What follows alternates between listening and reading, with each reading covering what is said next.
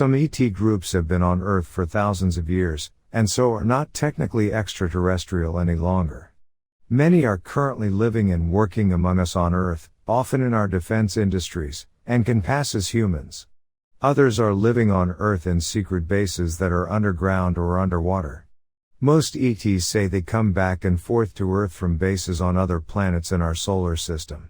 Less frequent ET visitors are here from planets around other suns in the Milky Way galaxy, from other galaxies, from different universes, and even from alternate dimensions. Some have come here from our future to warn us. Not all have physical bodies like us.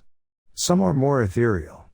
Willie Strieber cautions that the ETs are not our enemies, but they are not necessarily our friends either. So, what is it that the ETs want? Why are they coming here? The answers are just as varied as the races themselves, but they generally fall into several categories. Some ETs are simply casual space tourists, visiting and looking around. Those ETs are no different than humans who book passage on a cruise ship to unusual places, or travel on safari to see exotic animals in their native habitat. The space tourists generally appear hesitant to interact with us, seeming to view us as too unpredictable and dangerous. They prefer to observe at a distance, just as humans on safari are cautioned not to jump out of the jeep and pet the lions, or humans walking through the zoo are warned not to feed the animals. Other ET groups appear to be casual space scientists on expeditions to explore other planets, much like human explorers venturing into remote jungles on Earth. To them, we are simply curiosities to study. Just as humans occasionally mistreat wild animals, the ETs sometimes trap us, more commonly known as abductions. Some of these races are particularly interested in physiology, reproduction, and hybridization, and others are interested in humans with psychic abilities. So, they take blood, tissue samples, DNA, sperm, and eggs for further study, and then they go back to their distant planets.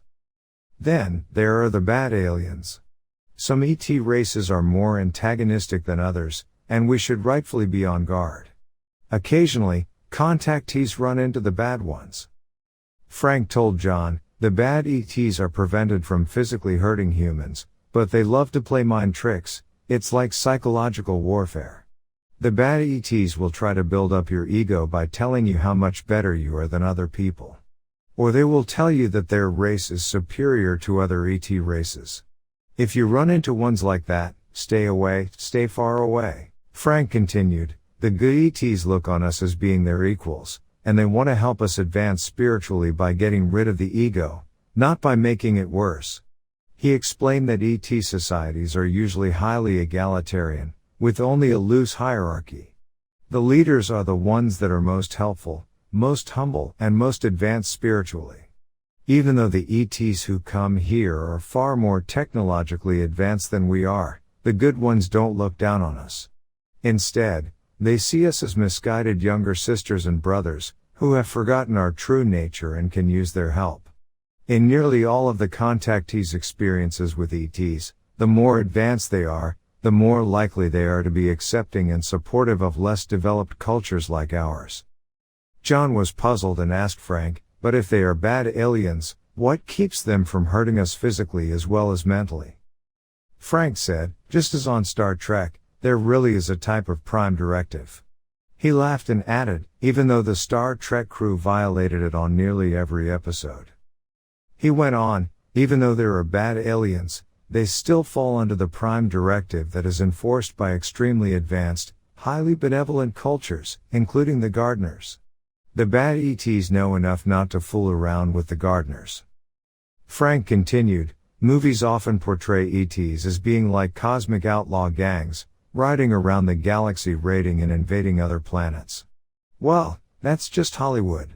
Highly destructive races like that don't get to leave their planets. They get quarantined by more advanced civilizations until they get past their warlike tendencies. It's the ET version of telling a child to go to their room until they learn how to behave. John stopped him. So, why do the bad ETs get to come here at all? Frank explained, well, the Prime Directive gives them some amount of freedom.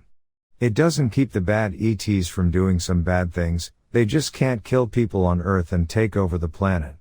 They can kill people on their own planet or group of planets, they just can't do it to other civilizations. He paused for a moment and then continued, now, that doesn't mean they can't cause a lot of trouble, they can, and they do. Here's an analogy. Let's say I'm a bad guy, and I drive to a nearby town and beat up someone. The police will lock me up. John was confused. I'm not sure where you're going with this. Patience, Frank said. Okay, let's say I convince you that some evil low-lifer in a nearby town is plotting to murder you and your family. Even though it is a lie, you panic, drive over, and beat up the guy. After that, the police will lock you up. But will they lock me up? No, I didn't attack him. Frank paused for a moment to let that sink in. The ETs can't come here and kill people, but they can convince people here to do a lot of bad things. The Prime Directive allows them to do that. John responded, well, that's mean-spirited. Frank shrugged and said, that's the way it is in our sometimes not so benevolent universe.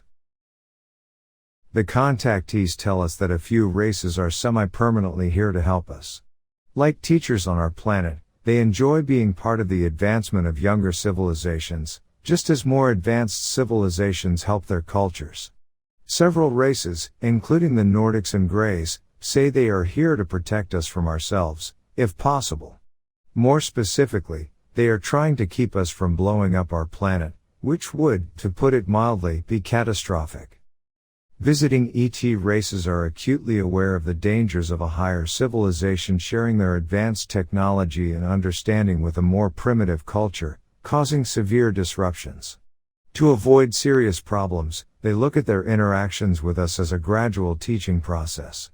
Part of that process is to gradually show themselves to more and more people so that we get used to having them around and are no longer afraid. Most contactees say the ETs tell them that when the day is right, there will be official open contact between Earth's governments and the ETs. The contactees in this book and many others say that the ETs are showing themselves so that there will eventually be an open exchange of ideas with humanity. One thing is clear, the ETs are not here to invade Earth or to enslave humans. If that were true, the immensely superior technology of just one of their ships could probably defeat all the world's military in less than a few hours. So, despite the warlike claims of some of Earth's military leaders, the ETs have no intention of taking over the Earth, or they would have done it long ago. Many UFO writers report something similar to the Prime Directive. For example, Orfeo Ongalucci wrote about this conversation with one ET, who said, cosmic law actively prevents one planet from interfering with the evolution of any other planet. Earth must work out its own destiny. We will do everything in our power to aid the people of Earth, but we are definitely and greatly limited by cosmic law.